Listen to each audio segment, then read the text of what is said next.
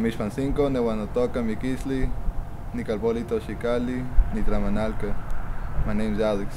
I live here in Tucson, Arizona, what I know as Tlamanalco.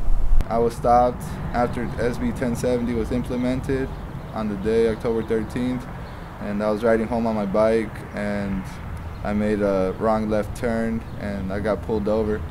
And then the officer asked me for identification and I was handcuffed, and I had my bus identification and my labor ID, and that still wasn't enough identification even though I had my name and date of birth on them. I was handcuffed for about 40 minutes and then Border Patrol was called. They asked me if I spoke English. I said yes, and they asked me if I understood it well, and I said yes.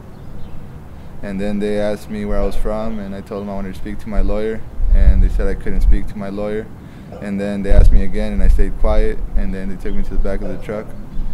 I think they let me go because I know my rights and because I didn't have no criminal record. I believe my stop was an injustice because I don't think anybody who just gets pulled over for making a mistake on a bike has to be handcuffed for 40 minutes and then getting the Border Patrol called on. That makes the Tucson community feel more unsafe and trust less on the police department, because how are you going to walk your kids to school if an officer can just ask you for your identification, and if you forget your wallet at home or something, and whether you're a citizen or resident and you look Mexican, you can get the Border Patrol called. I don't trust the police or law enforcement as much as I used to.